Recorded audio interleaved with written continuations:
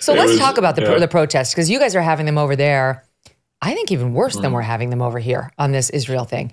It's amazing to watch what's happening in the UK. And often the UK is a little harbinger of things to come here in America.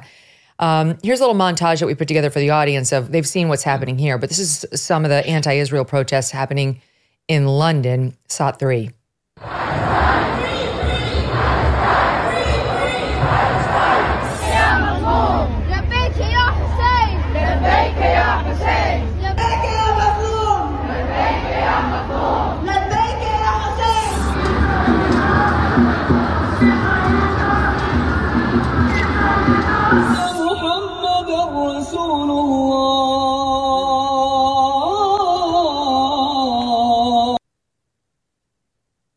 This is the Muslim population of the UK is growing, and the support within that population for Hamas is strong. Nearly 50%, according to the latest poll, of UK Muslims support Hamas, and the majority of those do not believe in the rape or murder allegations against Hamas, notwithstanding Hamas taking the time to videotape them and put them all over the internet. These Muslims say, no, it didn't happen. So what do you make of it? Well, we have an interesting situation in the UK where I think most people here support the right to protest peacefully. No one's got any problem with that. And it must be said that the majority of people doing these protest marches, and they're very big marches every week, are doing so peacefully. But there is a significant number of them who are using pro-Hamas banners, or chanting about Hamas, or chanting about Intifada, or chanting from the river to the sea. Now, that is open support of a terrorist organization. Hamas is a terror group prescribed by the UK government. So when you do that, you're actually breaking the law. And one of the big arguments that's been going on in this country is about the police not doing more to root out the people who are openly supporting a terror group. I mean, I had an extraordinary interview, Megyn, on my show, where there was a man who'd been an NHS, National Health Service doctor, for 20 years running a surgery. And on the quiet, he was also running an organization that has also just been prescribed in this country as a terror group.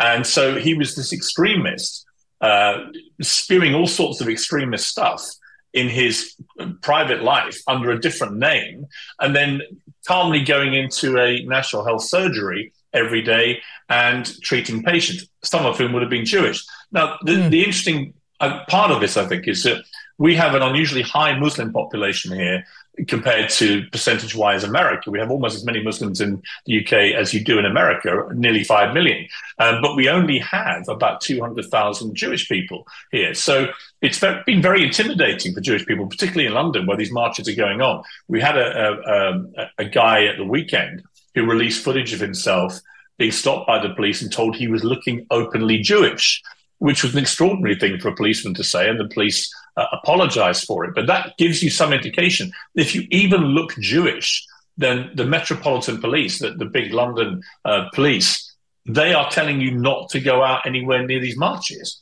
in a capital city of a supposedly free and open democracy. So I think that's what's causing a lot of tension. And you're seeing a lot of the similar stuff now on the campuses at colleges in America, which is, if you're Jewish, I'm an Irish Catholic, so I can only equate some of this to what I was like being an Irish Catholic actually in London when the IOA were bombing the British mainland. And that was an uncomfortable time for Irish Catholics, but nothing quite on this scale. And I think that what is going on for Jewish people in New York and Chicago and the other cities where this is happening, it is very intimidating. And if you're now being told to stay at home and not go into your college where you paid huge sums of money to be educated because of your ethnicity, because you're Jewish, then that is completely outrageous. Yeah, that can't happen. I mean, here we love protests, we love free speech, as you know, and we're trying to figure out where to draw the line, because we've never seen anything quite like this in recent history, where people are openly screaming death to the Jews on college campuses in America. And that's a bridge too far, right? But some of the other slogans would be permitted. But we do have, let's say today, Governor Greg Abbott down in Texas saying, arrest them all. Everybody's getting arrested. That's not okay, really. That's not okay. We're allowed to say hateful things here. Our Constitution does protect hate speech. So I think everybody's trying to figure out where the line is, because it's gotten so extreme. And when I look at what happens in the UK, it looks to me to be extreme too. That thing with the Jewish guy was incredibly disturbing. The fact that the cops were saying just being Jewish with the yarmulke on is provocative. He himself is provocative. So I wonder about the multicultural aspect of this, Piers. Is it working? Like, can you have an open and free society when you have all of these immigrants come in and change the fabric of the country who have no inclination and no aspiration of assimilating into British culture? Well, look, I think the honest answer to that is rather like America. We have welcomed millions of people to this country, millions of migrants, many of whom have enriched our society. That has to be said off the top.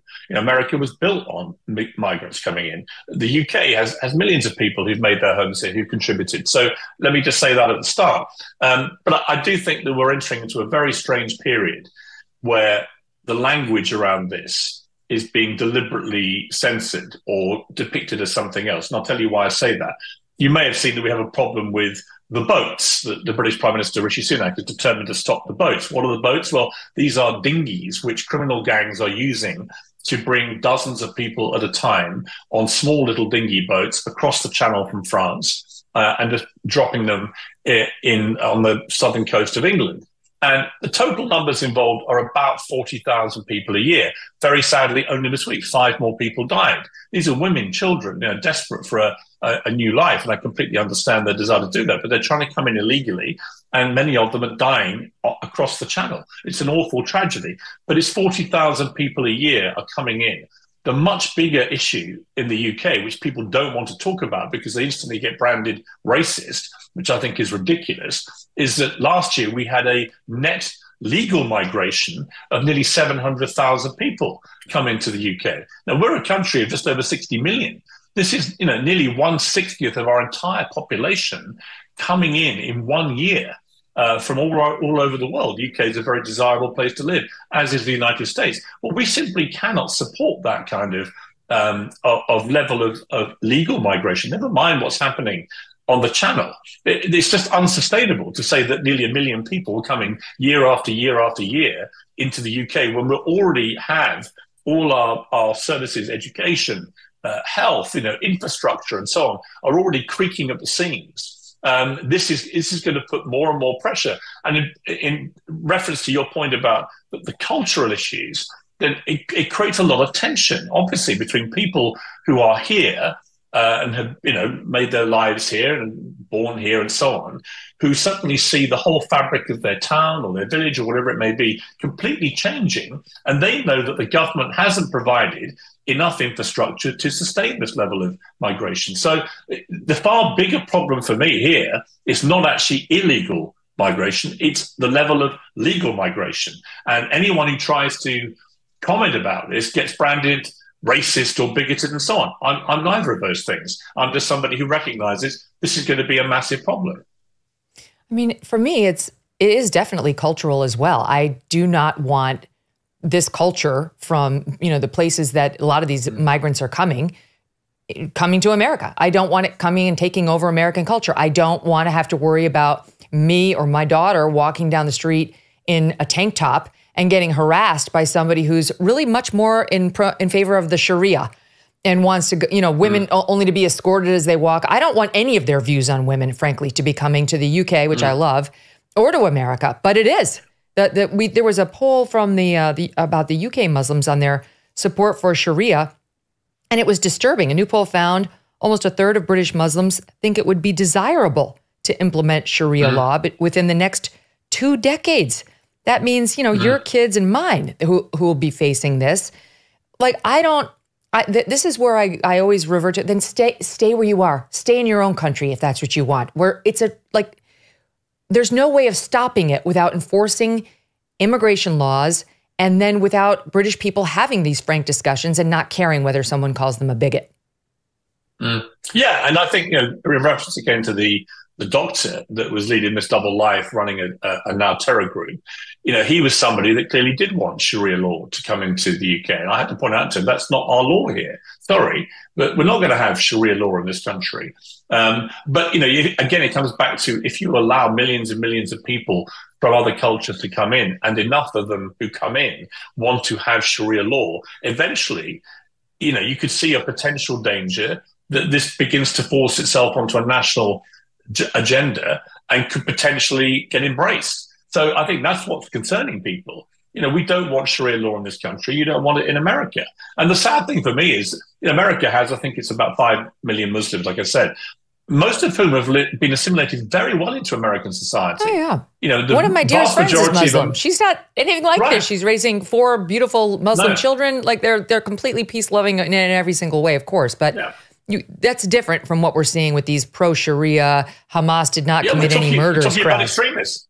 Yeah, we're talking about extremists and people who will happily publicly embrace a terrorist organization who have recently committed one of the most heinous terror acts in modern history.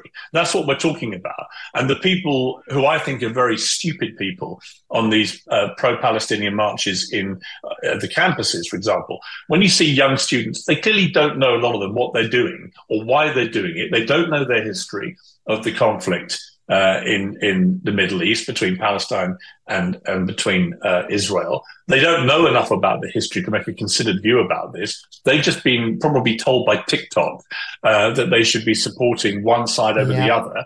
And then and that's what's going on. So a lot of them are just, I would love to just give them a basic history quiz about the 75-year conflict between Israel and the Palestinians and see if actually what they knew and see whether they can make a considered view about what side they felt they should be supporting then.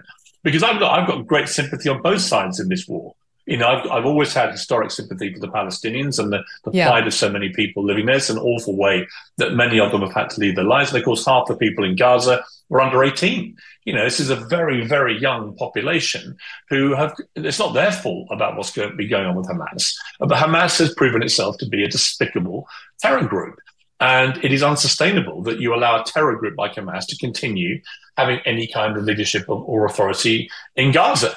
So, these things have to be confronted. The question then becomes, well, what's the best way to confront it? There are legitimate concerns about the way Israel is going about this. But I do always say to people on the Palestinian side, how else should Israel have responded? When you have an existential threat to your very believe existence. Me, I know. I mean, look at what happened in America after 9/11. We responded with massive force, and the civilian to military kill rate was a lot higher and less favorable to us than what Israel's doing right now. Did you know Fast Growing Trees is the biggest online nursery in the U.S. with more than 10,000 different kinds of plants and over 2 million happy customers? Well, now you can grow lemon, avocado, olive, or fig trees. They have houseplants too. Fast Growing Trees makes it easy to order online and ship directly to your door in 1 to 2 days. You can even speak to their specialists for a free consultation. You can find the perfect fit for your specific climate, location, and needs. Whether you're looking to add some privacy, shade, or natural beauty to your yard, Fast Growing Trees is ready to help you make the right selection from their nursery. Right now, they have some of the best deals online, like up to half off on select plants and more. Viewers get an additional 15% off when using the code Megyn at checkout. That's an additional 15% off at fastgrowingtrees.com. Use the code MEGYN at checkout. Go to fastgrowingtrees.com, code Megyn. This offer won't last forever. Tell them I sent you. Hey, thanks so much for watching. If you like what you just saw, hit the subscribe button for more clips and full episodes.